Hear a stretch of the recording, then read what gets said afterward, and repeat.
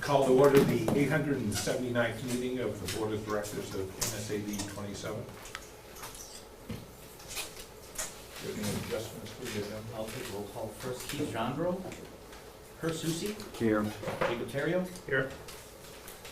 Toby Jandro. Here. Barry Ouellette. Here. Gary Sibley. Here. Sarah Ashley. Here. Now any adjustments to the agenda? Yeah, we'll have an executive session. Actually, if we move the new hires right to the end of the agenda, and then have an executive session about those new hires, if we could do that, that would be the best way to do it, so that folks don't have to leave and come back. We need a motion. I'll need a motion at that time, and I'll have to look up with the correct motion. I was just wondering if we needed a motion to change the agenda. No, I think we can just adjust it. And I'd like to also, I think Dan Stockford would like to give us an update, so we're gonna need 2 executive sessions. Another one to talk to him, an executive session as well.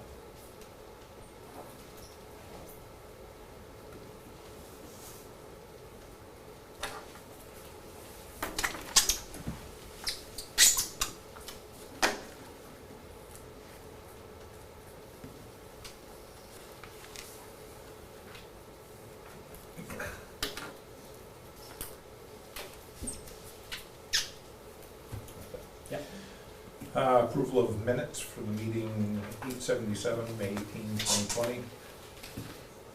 Should we, Mr. Vice Chair, should we check if any public participation? Oh, sorry. That was to speak. Must be Heath. Steve Karen? Do I do now, or? Yeah. Okay, sure.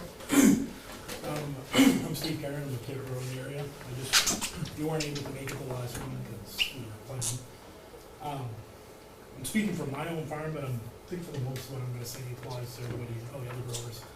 We cannot stress the importance of harvest rate for us. I don't think having the suggestion of having school anyway and letting the kids that can work go, I call it pass. Parents that 50% of them said there's no way they'd let their kids do that. They wouldn't let them in school at all. And I believe that because we tend to go past harvest break. I mean, we usually can't do it in the 2 weeks. And we lose half the kids right there. So we struggle to get other kids. And, you know, so I know it would be a complete struggle if we had to do this without the harvest break. So I just wanted to be here to say that. And, you know, to remind, this is a community.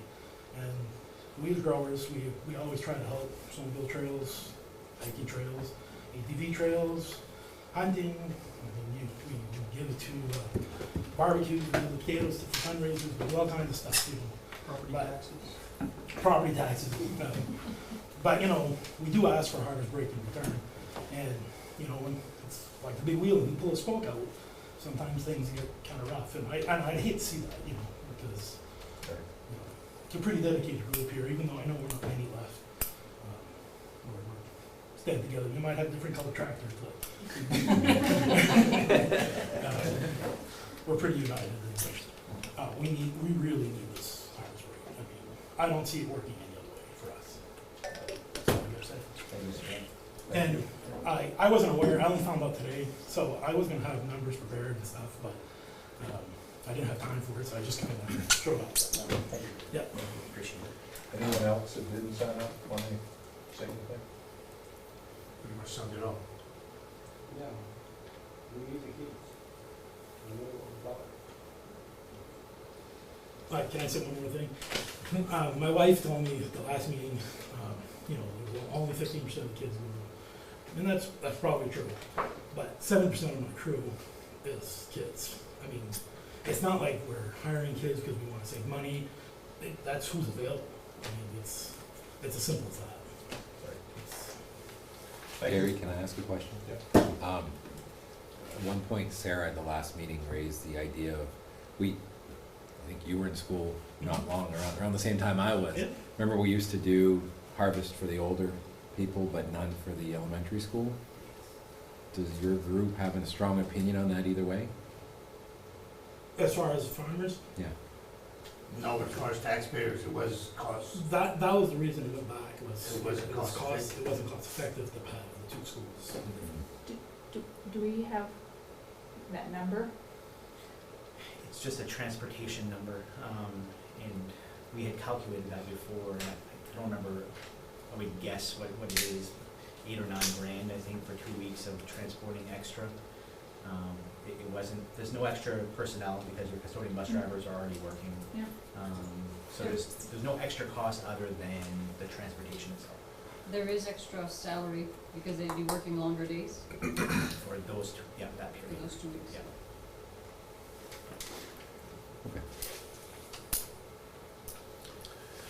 Moving on, the approval of minutes for the 877th meeting, May 18, 2020. So moved. I'll second. Any discussion? All in favor? Approval of the meetings for the special meeting number 878, June 4th, 2020.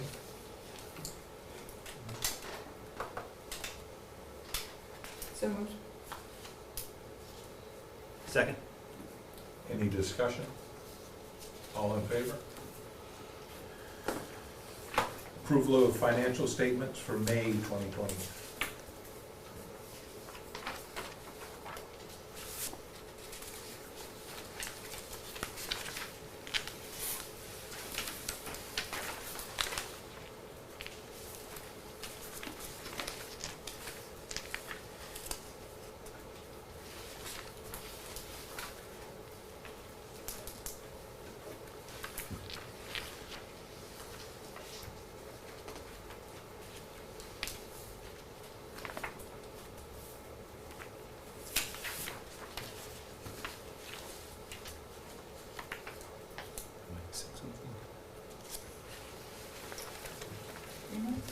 Read sheets.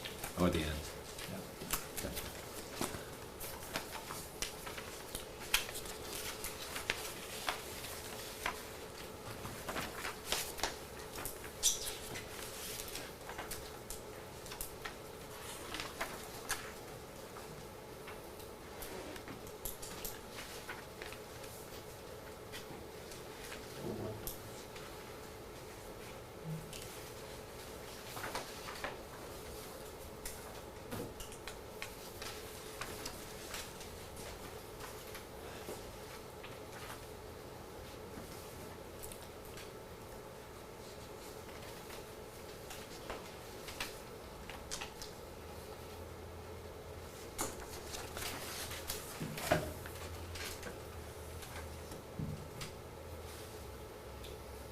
A motion? Oh, so moved.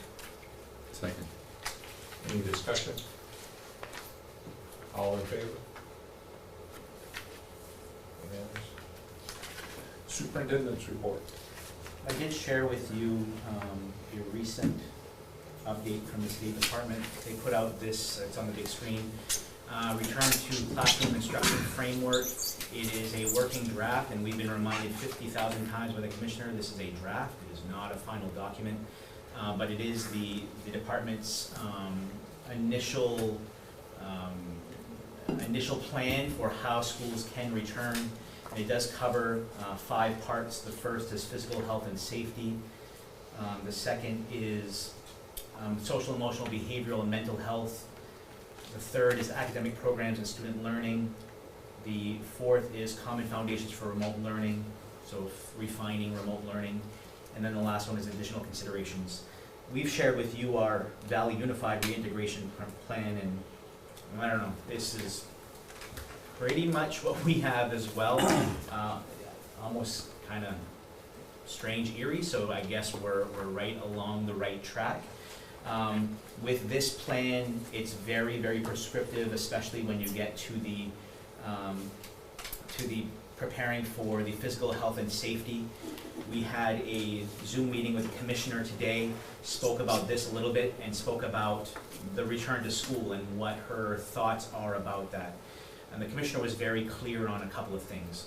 Number one, the Department of Education will never take a stance on telling communities whether or not they should return to school. It's not their They don't have control over that. They can give us guidance, they can give us the tools, but everything's a local decision, we all know that. So locally, only we can decide if we're going to return to school or not. That's if the governor has not put a state of emergency. If the governor has put a state of emergency or an executive order, that trumps everything. But let's just, for the sake of argument, say she has not extended her executive orders by the time school starts.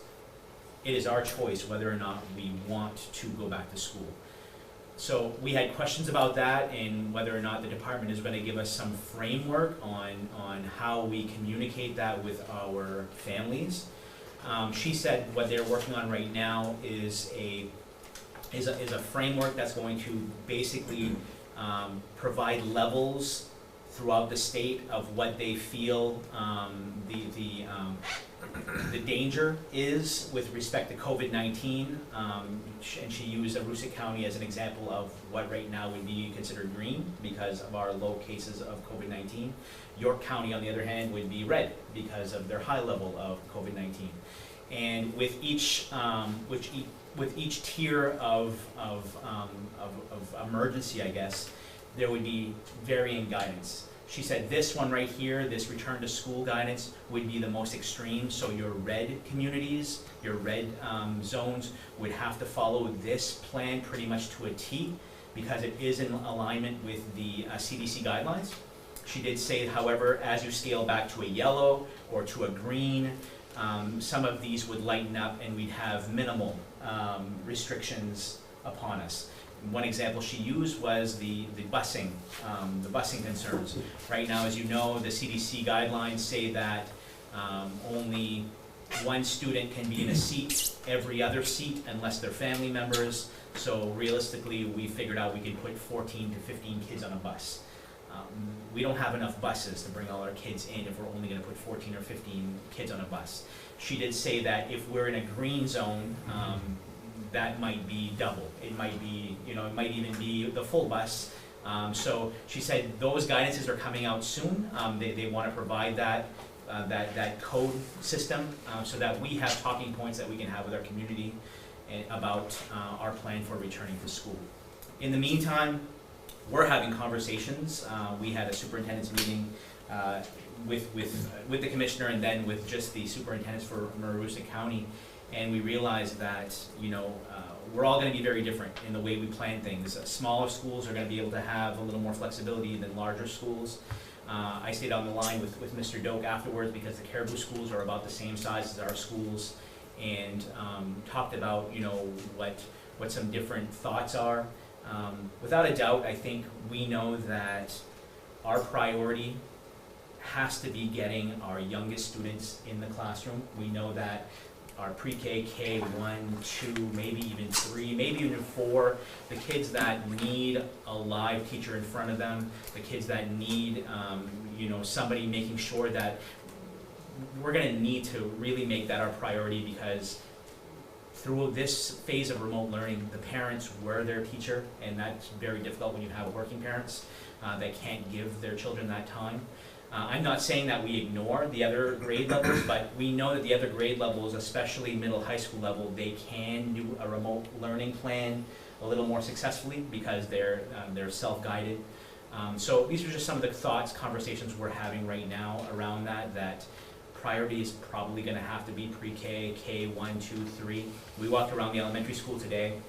We figured by the most stringent guidelines, if we have to use that 6-foot distance within a classroom, we can put in A wing, B wing, and C wing about 10 students per classroom and have that distancing set in place.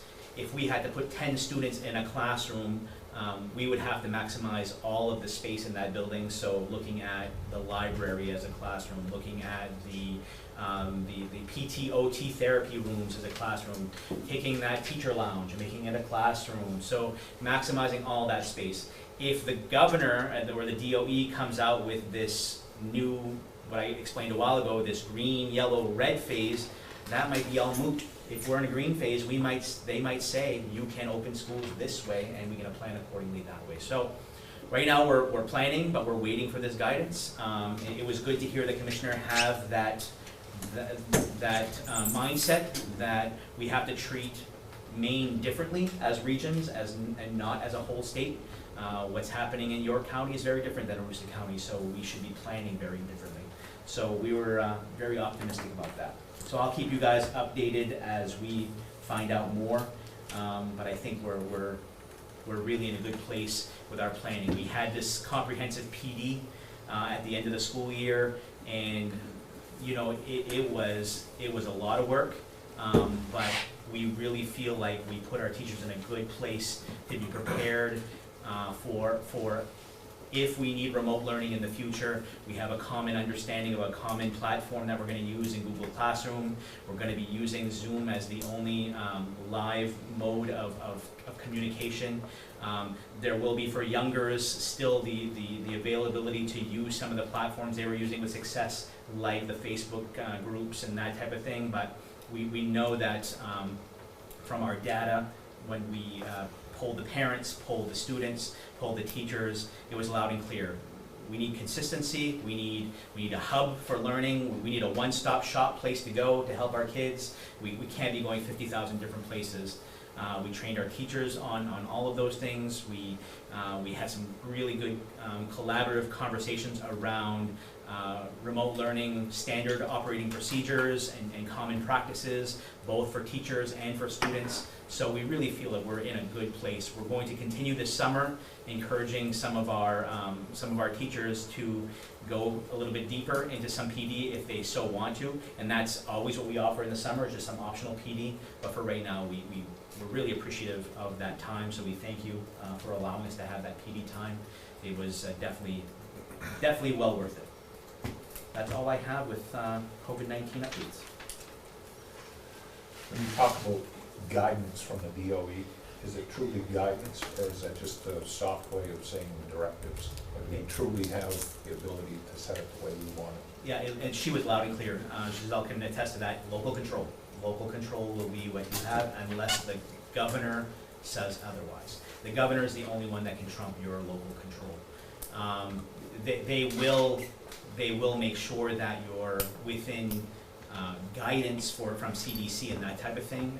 You know, if all of a sudden Aroostook County has an outbreak of COVID-19, we go into a red zone and we're still operating willy-nilly like full classes, whatever, I don't think that we'll get away with that.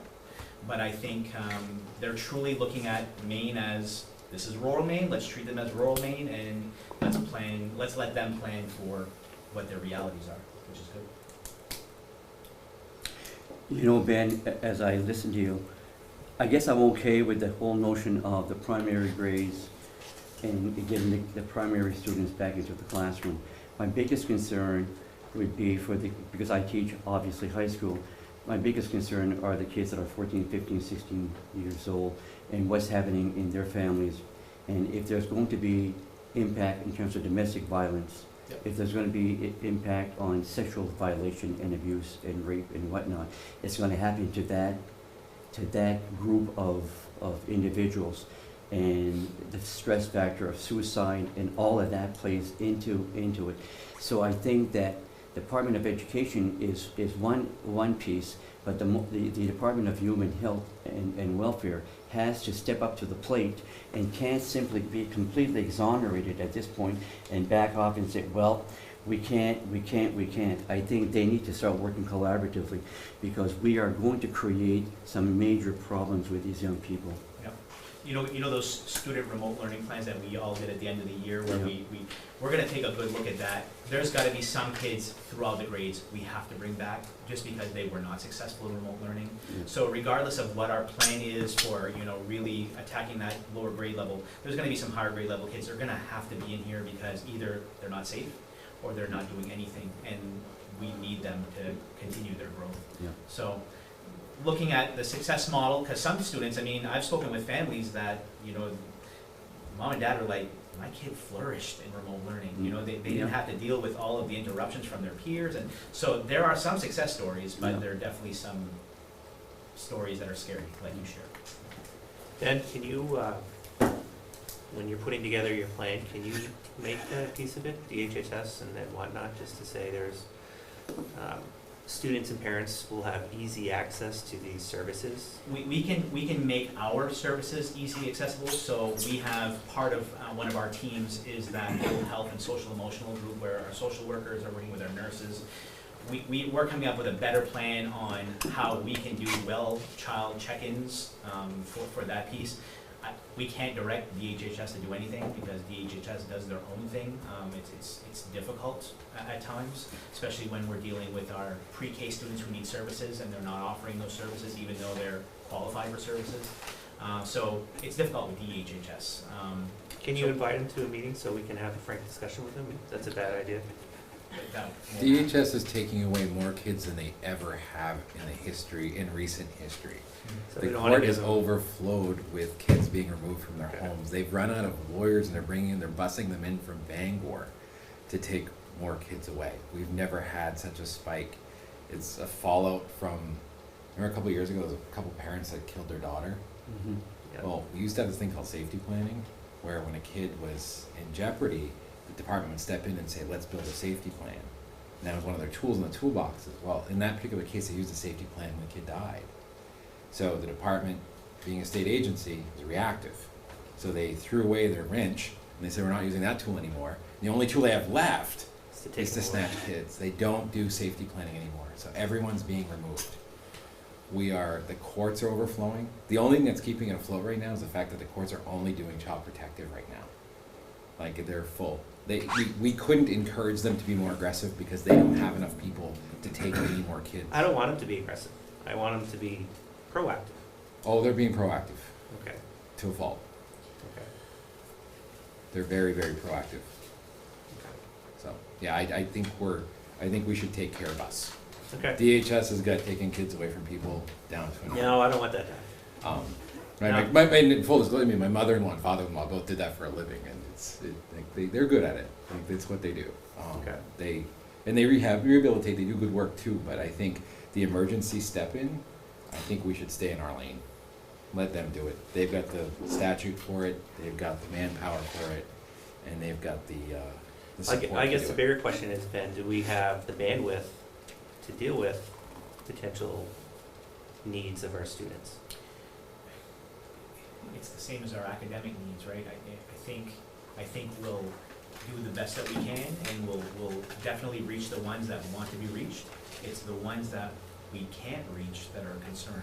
So one thing that we phased in at the end of the remote learning plan, because we finally got permission to do so, was to notify law enforcement when we haven't heard from kids in X amount of days, to please go to these homes and check in. That's gonna be part of our weekly ongoing plan as we move forward, if we have to go into remote learning. And it's not punitive, it's not to have their kids taken away, it's like, hey, we need to know where your kids are, we're concerned here. So that's all part of it. And there's another secondary agency that handles calls like that. That's not the department. It's a private agency, and they'll often make phone calls and do checks. Okay. So there is a safety net out there. Most people luckily don't have to engage it, but it's out there. Well, thank you. I appreciate that. Thank you. We're at the think tank. I think that, Toby, you wanna give an update of them? Sure. We met, when did we meet? I don't know. The 9th. We met the 9th. It was a good meeting. Well, it was a good meeting in that we voiced our concerns that the board had kind of given us to talk about. The issue of proportional voting. We raised the issue of, we had some discussion on K through 12 versus 7 through 12 for the RSU. And we also talked about some of the anomalies and issues with site selection. I don't feel like we were unheard. I don't feel like people were terribly responsive either.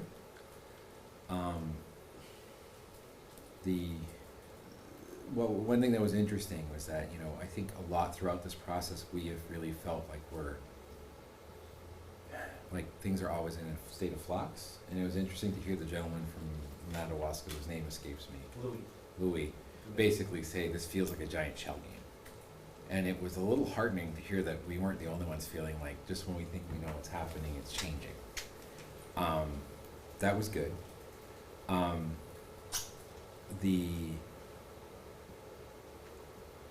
other people that were there, like from the other schools, they agreed to bring it back to their boards. And that was something that, Mr. Jardin said, I think he was actively said that. And I think Madawaska also agreed that they would bring it back to their boards and discuss it more fully with their boards and get back to us. I think we're planning on doing another one of these. Well, when we left the meeting, one of the consensus the group had was it would be nice to get the commissioner to come sit with the think tank and pick her brain. So I reached out to the commissioner's office. She's actually willing to come up. It's going to be either the week of August 17, is that a Monday? Or August 20, one of the last 2 weeks of August, right, where about when we're supposed to start school. So I've given her some dates, I shot them out, and we're just waiting. So the commissioner will be coming up to meet with our think tank. Okay. So,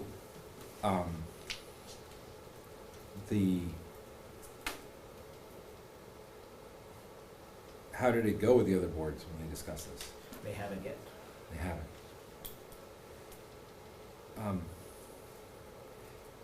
Did they just decide not to, or? No, we haven't had, so we had a 33 meeting yesterday, but it was just for budget. We have a meeting tomorrow with Madawaska. We haven't had a regular meeting with those boards yet. Okay. Okay. I'd be really curious to see what they have to say. I mean, I think that that's imperative for us moving forward. Yeah. I mean, a couple of things I walked away from that meeting with a little concern about was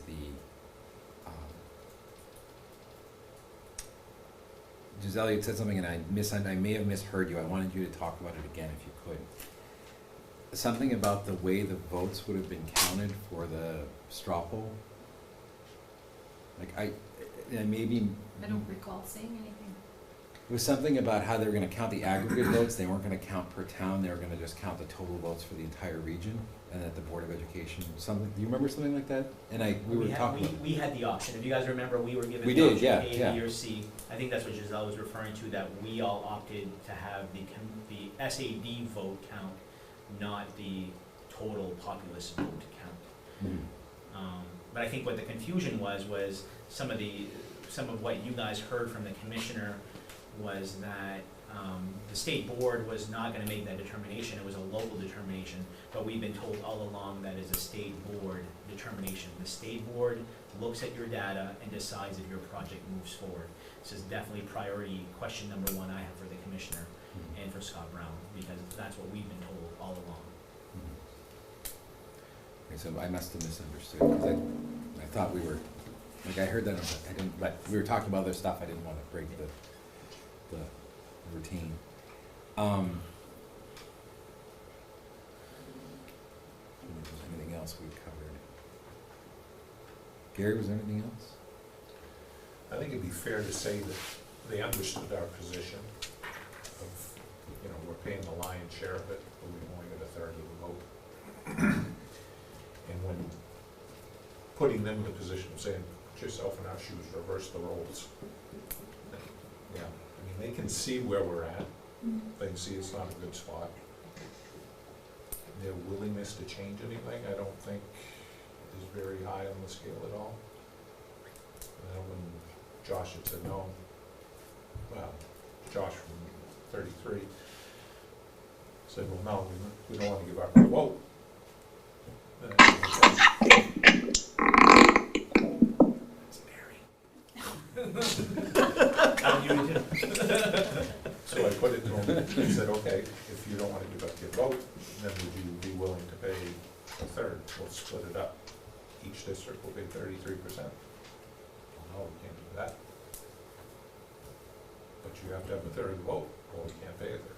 So, I don't know. It's probably gonna be a stalemate on that. I mean, we basically told them that proportional voting, proportional representation, we have to have that now, not 5 years down the road when the school's built. And we have to revisit site selection because of all the issues that we have and presented. So. Toby, Well, I just went back to my notes and Yeah. to see where we were in that conversation. What I spoke about was the meeting originally that we had with the Department of Education, where we were told that we could count the straw poll as a as a full count or as individuals, or we were told it was basically Valley Unified's choice at that point. Or I believe the individual school committees, so, And that refers to the vote we had to decide how we would count the vote, right? this happened way before, Yeah. a year ahead of time. Right, whether it was by town, by district, or. Right. Yeah, and we voted to do it by district. Correct, Yeah. yeah. Okay. Yeah, I think, There was another question too, I just saw the question. Whether or not a board member could serve on two boards, and I think Ben was gonna check into that. yeah. And? Nothing. Okay. Toby, Just checking. you know better. I know. Can ask. There was this pregnant pause. Another thing that was interesting in the thing was I feel like, I know it's hard for you guys to believe because you know Gary and I think we were probably selling this softer than you would imagine we would. I don't think we were being terribly bullish. I don't think so. No, I thought. But I think we need to find a different way to approach the issues because at one point, one of the members said, why would we possibly agree to enter into something that would give us less power than what we're paying for, one of the other towns? And I'm thinking, that's exactly what we're saying was happening to us. And I realized that maybe we're not being forceful enough in our convictions, that it's not being clear. It was a little frustrating. I felt like for me, that was the end of the meeting because I realized that it didn't feel like we were being heard. Because we're sitting there going, why should we pay 51% and get 33% of the vote? And then Gary had recommended, well, why don't you agree to just pay 33%, SAD 33 or whatever, pay a third? And their response was, well, that wouldn't be fair. Why would we pay more than what we have kids? That's not, And it's like, well, that's kind of what we're doing. Like, but it didn't feel like. I think they have to think about it. Digest it. Yeah, I don't know. I wish I was optimistic, but I'm not. I don't come into the world that way. So our next Valley Unified Board meeting, what do we do? We're not having that for a while, right, Ben? July 20th. So, Well, I mean, Ben, you'd mentioned something too about the potential of there being legislation that would allow Valley Unified to act like an RSU. Has anything been proposed? No, there. You said the chances were slim to none, Yeah, but is that it's- out there? No, that's only if we request the special and private law. Okay. Yeah, that would be something that we were told, basically don't count on that, because they've done some special and private laws in the past, and legislators don't like those at all.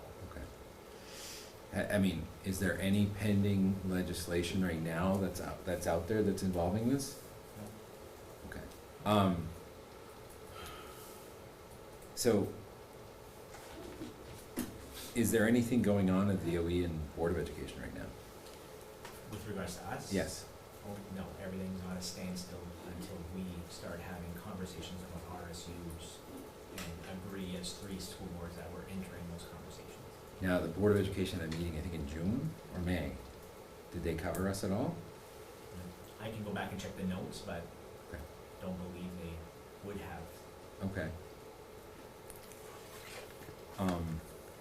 There was one last thing that came up. I was looking through an old email and I found some reference, and I think it's something we need to bring to the think tank that we had mentioned last time. Back in June, there was legislation that was passed that gave Valley Unified the ability to bond, independent of the SADs and the communities.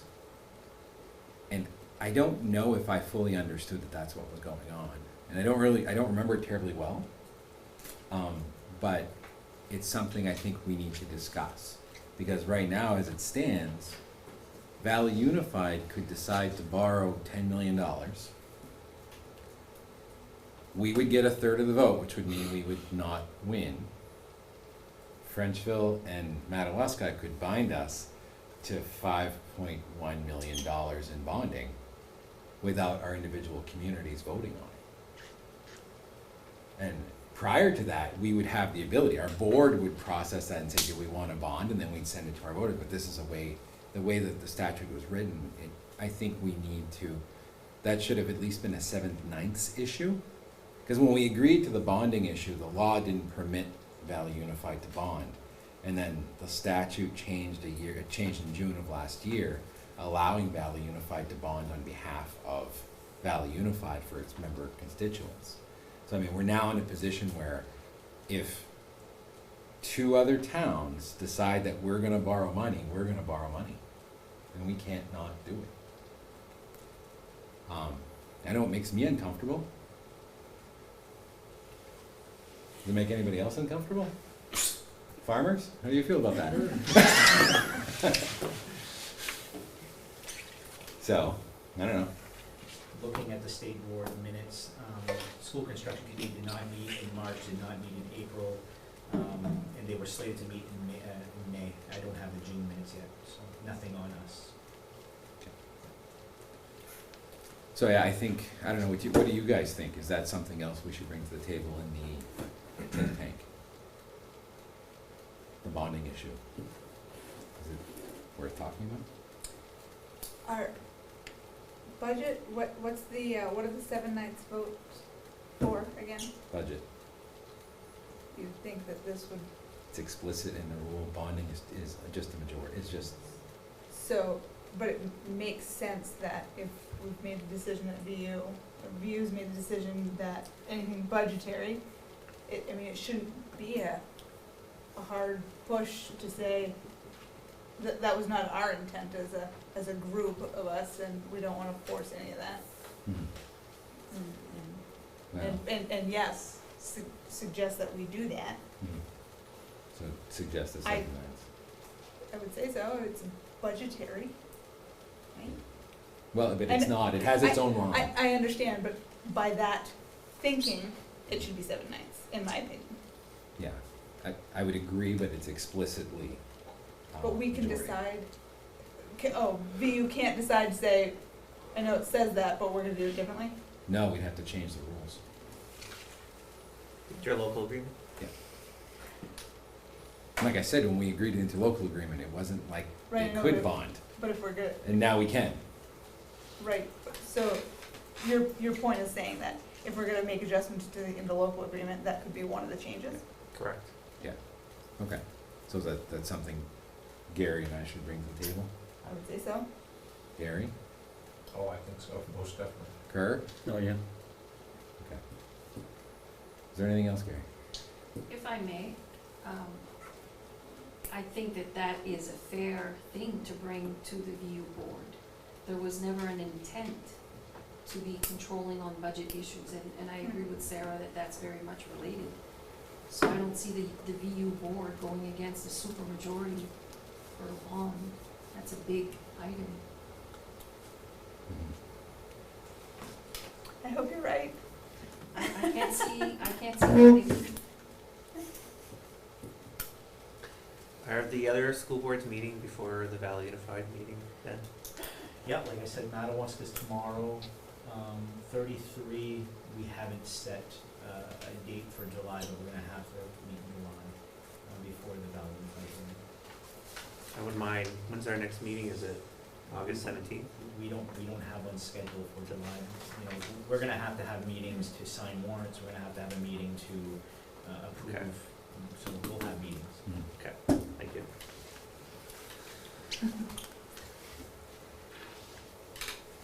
Any correspondence or announcements? I have no correspondence, no announcements. Administrative reports, none. Committee reports, None? items of business, old business. Now, we originally tabled the school calendar harvest break for July. Do we need to make a motion to? We can, my only intent was to give you an update on the SAD 33 board. It wasn't to make decisions, but I did have, the first one, item A, RFP for legal services. We received one RFP back from our, posting, and it is the outfit of Brandon Isaacson. I don't know if anybody wants to look at the RFP, but I have it here. We can make a decision to go with Brandon Isaacson. I can resubmit for another RFP, see if we get more interest at that time. I don't know how you guys wanna proceed, but that's what we have right now for legal counsel. Gary, can I see that? What's the general synopsis of that, without having to read it? It's, I mean, it's a boiler, it's generally what firms offer.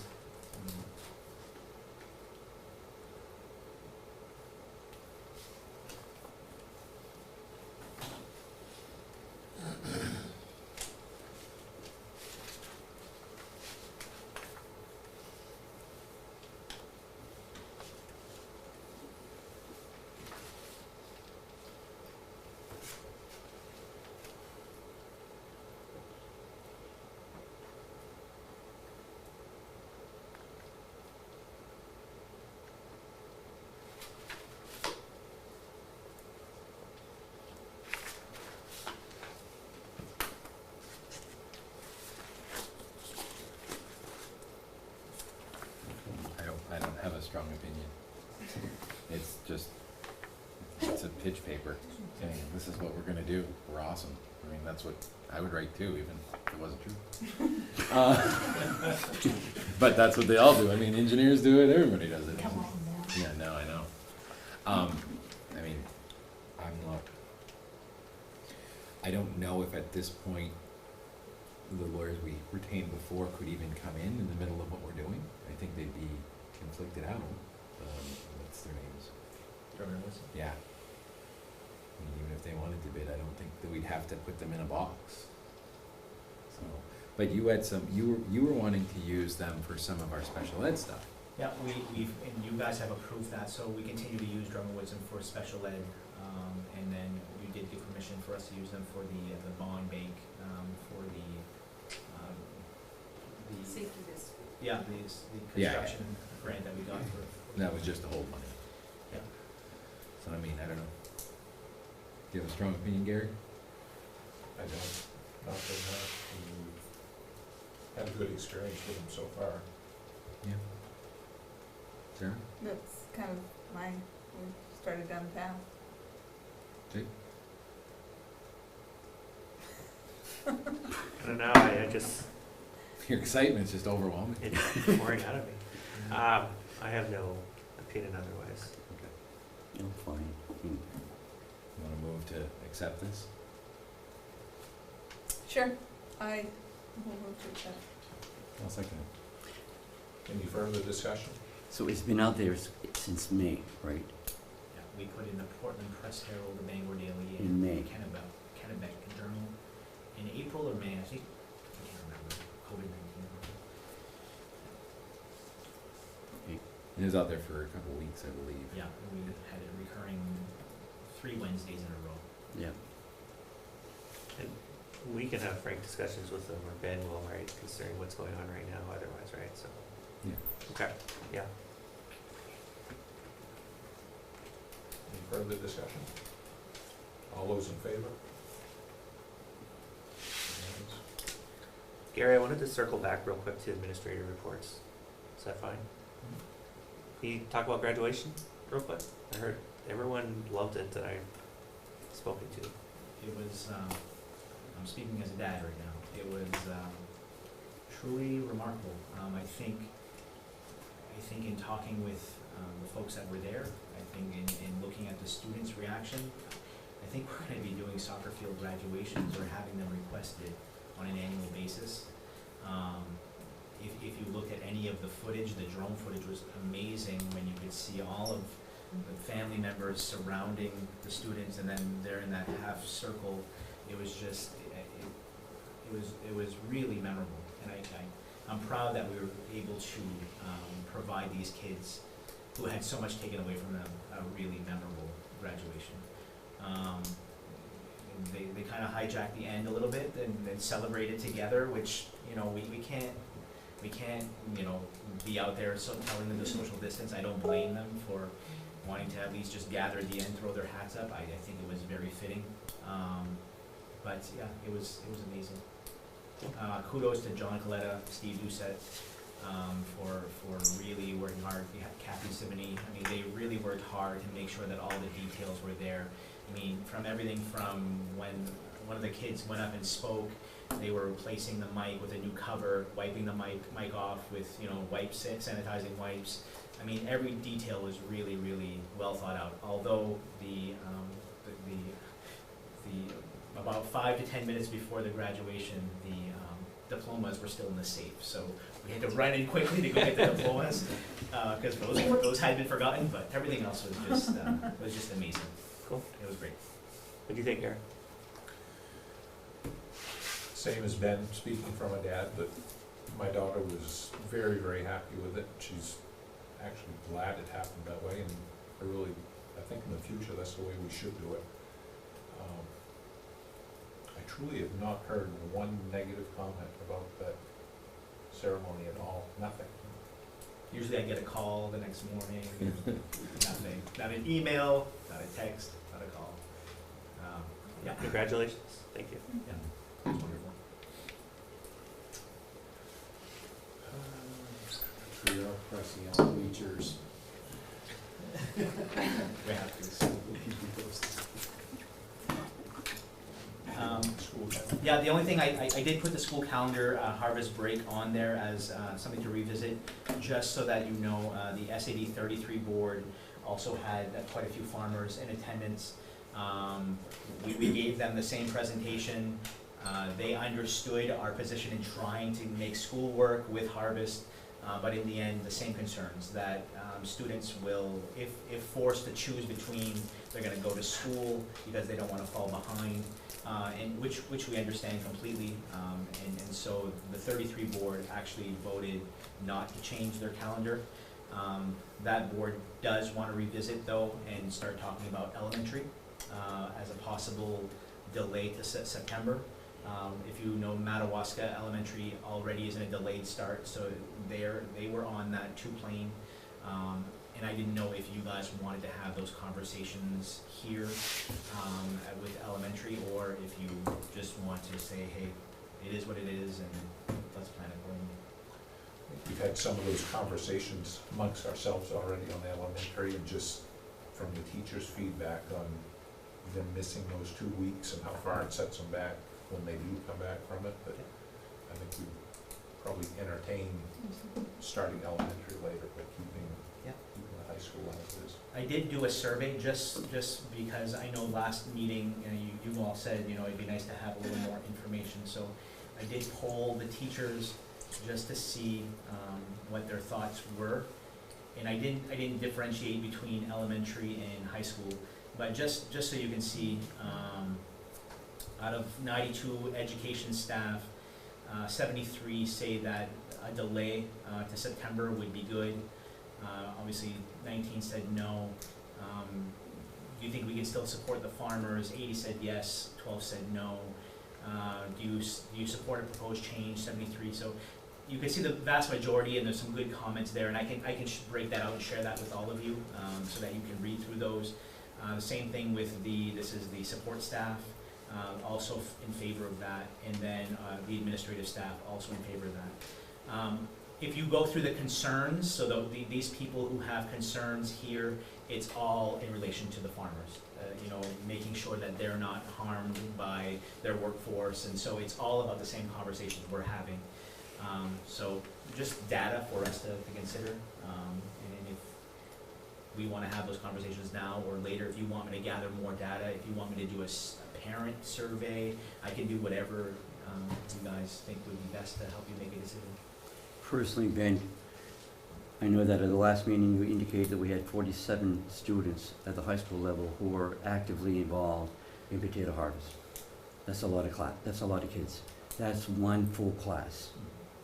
And my sense is that, barring anything that we might do at the elementary level, I think we should not change the schedule for the high school level. I think to try to impose extra work on them and try to push the agenda with them, and they're going to be stressed out already, and if it's going to impact academically, and it's going to obviously impact sports and other extracurricular activities they might be involved in, we just need to go and continue to support the farmers. That would be my position. What we do with the elementary, that might be slightly different, but at this point, my sense is we have to support the local farm. I did look at the calendar and just for the sake of it, I looked at what would it mean if we looked at a September 1st start, but kept the harvest break as a break and then built it on at the end of June. It would have taken us right to July 2nd. Oh, God. So I don't know that that is even an option. June is tough enough to educate They them. can help plant. So we did look at some other things too, but that just doesn't make any sense whatsoever, so.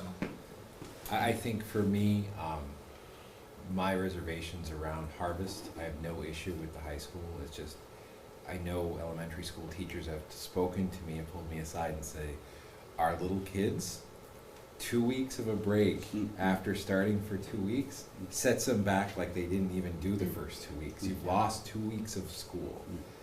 And given, you know, the challenges our students face already and what we're looking forward to, if we could get our elementary school kids out of harvest, it's not gonna have any adverse impact on our farmers. It's not gonna have any adverse impact on anyone. I think the teachers I've spoken to historically, I've talked to all of my kids' teachers, and they're always like, yeah, it's hard. And, cause I got little kids, I mean, Oh, yeah. 3rd and 5th grade, so, yeah, but I think as they get older, their ability to not regress, I'm not an educator, but I'm assuming it gets better as you get older, not, Yep. you know, but kindergarten, it's a big deal to lose 2 weeks. I mean, Especially when you finally get into rhythm, Yeah. you stop. yeah, well, I just think like when I was a kid and we rode in the car from St. Francis to Fort Kent, that took 3.5 years. You know?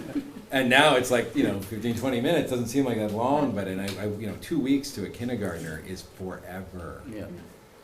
And for our preparations, with regards to the guidelines from the governor and all that, and I've already shared that with you. Right now, August limits us to that 50 number. And all indications point to September being the new phase that's gonna kind of open that up with Aroostook County being that green. So I think it would probably be a good direction to go to. We can crunch numbers and get some actual figures for you on transportation costs. I don't know if that's not a problem for Lucy, I don't think. So we can have that for you. A little later, you'll find out we have to actually meet next week to sign warrants. So maybe we can have that quick discussion during that meeting, so we'll have some numbers for you to just ponder over for the elementary, if we Sure. bless those extra 2 weeks. Yeah. Let's do that. So you're not gonna change it for the high school? Can these folks, do they? I don't know, I gotta give Steve a hard time, but maybe, I'm not sure. Can I ask a question? So what, like, you said MSD 33 said they're gonna do it, Madawaska's already said they wanna change their schedule. Because of the tech center, doesn't that have to be the same schedule? It does, so I've gotta go back to Madawaska and get them to understand the regional impact of that, and I think they'll be receptive, I hope. If not, I've gotta find out guidance from the department about what that means if we have a separate calendar for the CTE center, and I don't know what the answer will be. Yeah. I'm confident. Thank you. Thank you all.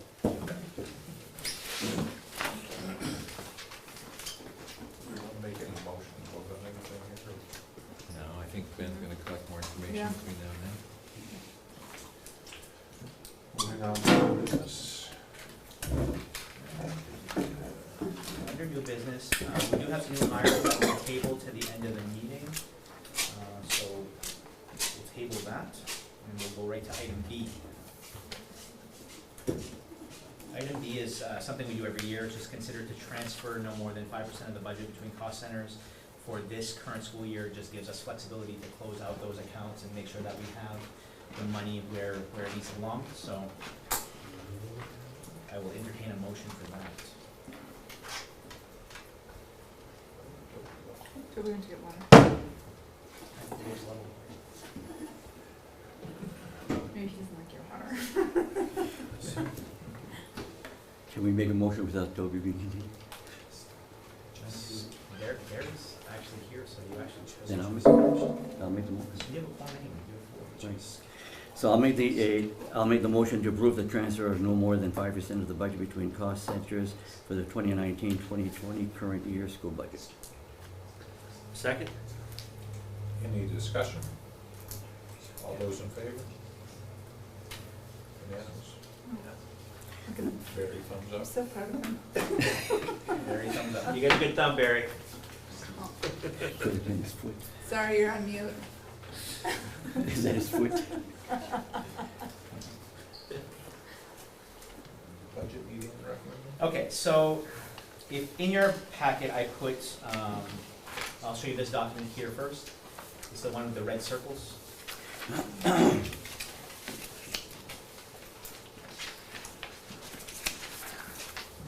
This is a document that shows us, because of the governor's latest executive order regarding public meetings and how to hold them, this is kind of a guiding document. So I circled RSU, SAD, CSD because we're an SAD, so we fall into that category. Then in the second column, I circled budget meeting with BBR because we're required every year to do a budget meeting and then have a BBR afterwards. So that's where we fall in. And that brings us to the third column, which is our choices. Choice 1, we can suspend the meeting and only have a referendum preceded by a public comment at least 7 days prior to referendum.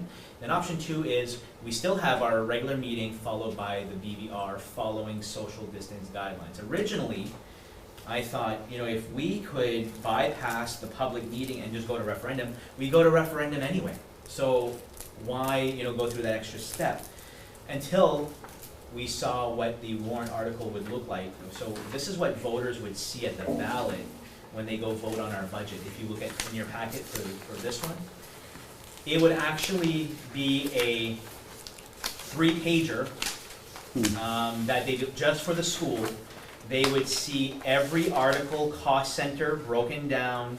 They would have the separation for adult ed, school lunch. Everything would be separated into parts, and only at the end would they ultimately get to a question that says, do you approve this budget based on all these cost centers?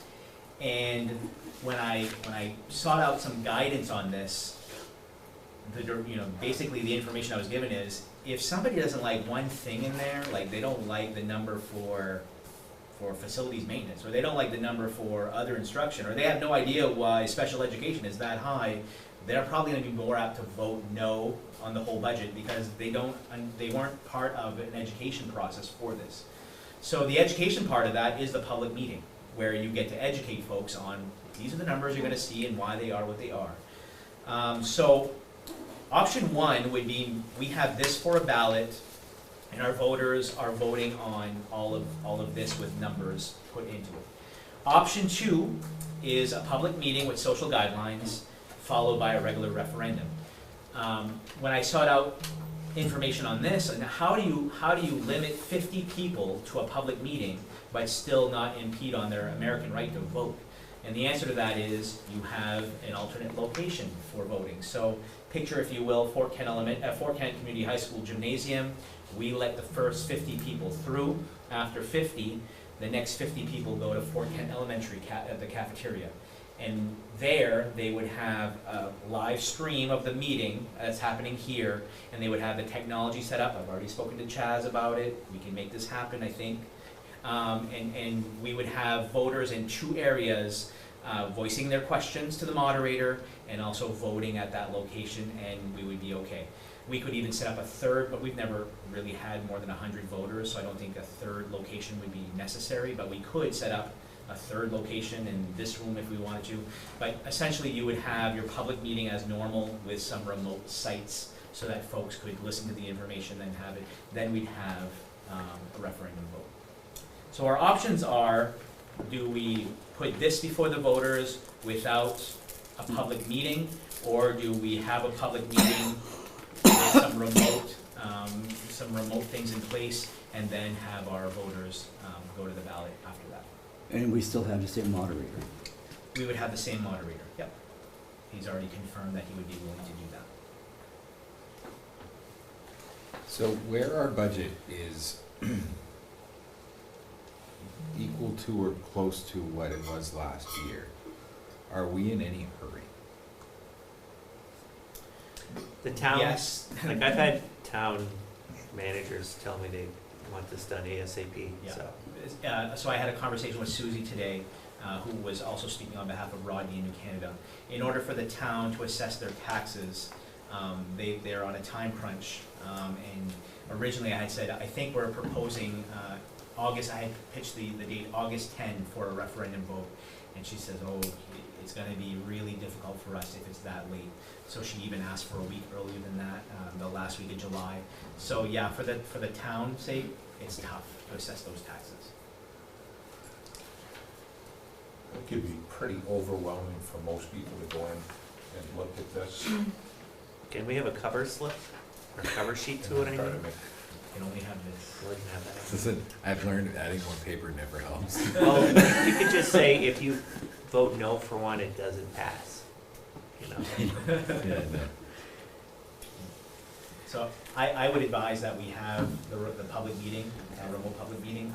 In your document, this is what I'm proposing, so you should have this right here in front of you. I would propose a budget meeting Wednesday, July 15. That meeting would be held in the gym for the first 50 participants. Additional participants would overflow to the CAF at Fort Kent Elementary. And then we would have the budget referendum on Tuesday, July 27. That works really well for the town of Fort Kent and New Canada.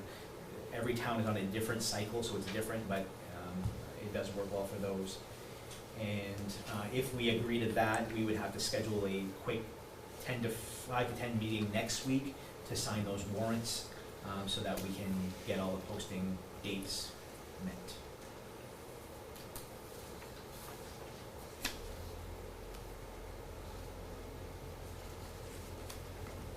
What say you?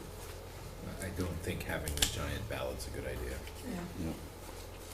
Not at all. No. It's very overwhelming. Yeah, No.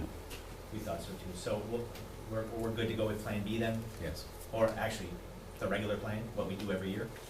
Yeah. What date would you like to meet next week? I'm proposing an AM meeting, but I don't know what your schedules are. I had said 7, it can be earlier if you want earlier. Kerr likes to wake up at 4:25, so we can get a. AM meeting So you is can call better. Peter? If you're bringing coffee from Tim Hortons, I'm okay. But, Yeah. Right. Mondays and Wednesday are better for me. It makes no difference at all to me. So Monday the 29th? Yeah. Yep. Lucy, is that good for you? Okay, so we'll send a calendar invite. 7 AM is good too? Yep. And is that just to sign warrants? Just sign warrants. And if we want, we'll have some numbers for the transportation for extra 2 weeks. I'd rather have that at a time when people can see what we're doing. Okay. Yeah. Sure, Thank you. just the sign warrants. So we don't have to have a motion here. I mean, we're just, If you want to formalize the motion to go with a budget hearing on the 15th and a referendum on the 27th, that would seal it.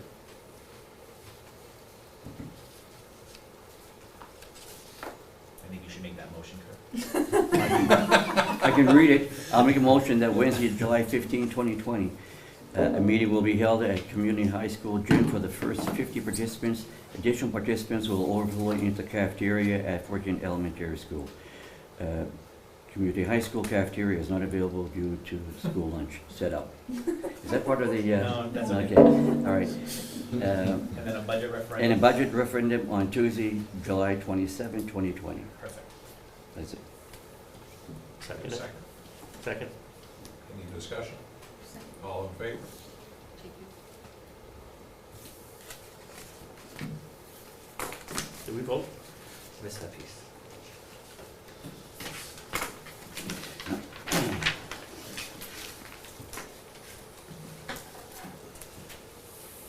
Now, we would move into executive session. And the first one.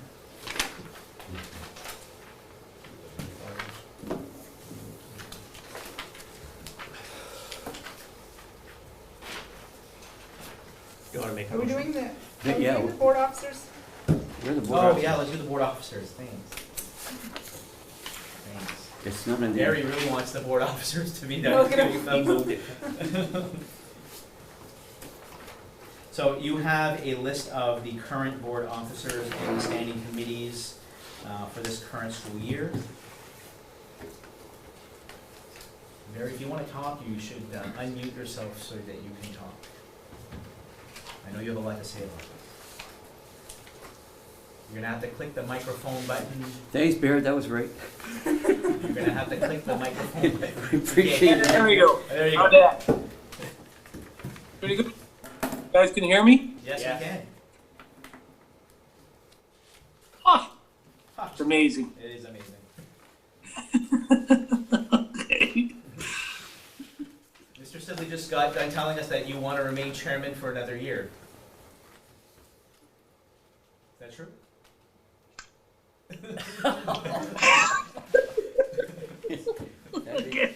You guys are crazy. I can't hear a thing. Oh, we can't. I'm just kidding. I don't wanna hear. What are your thoughts? Mine? Yeah. My thoughts is that you need to get some new people in there. Come on, Mr. Sibley. I nominate Gary Sibley as chairman. I'd second that. Second by. No, he can't, you can't, can he vote? Yes. Barry can? This allows him. Okay. Yeah. I second it. Hey, Toby, there's only so many things I can do. Voting is one of them. Good, just wanted to make sure. I didn't want to have us accidentally keep you for another year. Yeah, I know. Listen, I'm on your side, Joe. All right. I second that then. Any discussion? All those in favor? A lot of friends you have there, Mr. Sibley. All opposed? Gary? You're the man. Okay, vice chairman. Chair? I move Sarah be the vice chair. Second that. Second. Good one, Barry. Thank you. That was fast. Good with that? You get an extra tag, name tag next to it. As long as you don't ever not show up. All those in favor? Thank you, sir. Unanimous. I can't find my thumb. Do we want Yeah, to there it standing is. committees? Is there anyone There. who wants to get off of one of their standing committees or change their appointment to a standing committee, or do we want to keep them the way that they are? I'd like to get on the policy committee. Barry, Toby, or Kurt, does anyone want to get off the policy committee? I'm gonna stay on. Say that again, please. Barry, would you like to get off of the policy committee so that Jake can get on the policy committee? I'm all set with that. That's a yes? 10-4. Okay. Yes. Jake, you're on. Any other changes? I think there's also a treasurer to the board, and currently is Keith. I nominate Keith. Second that. Do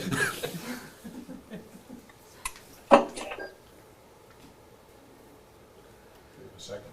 Yes, I second. Sure. Any discussion? All in favor? You're the man, Keith.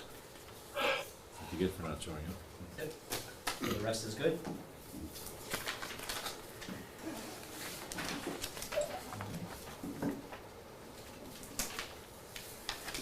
Good meeting dates, do we have to do anything? No, I just gave you the meeting dates that we've already approved for next year. Obviously, we're gonna have something in July, but that's gonna be to be determined. It's gonna be the retreat, right? Yeah, and we do need to talk about the retreat for sure.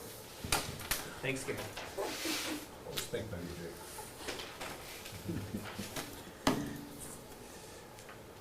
With where we are with the COVID times, do you feel missing a month or whatnot is a big deal? Or if we need to, we can get together? Like, for example, there's a gap in October. Yeah. Okay.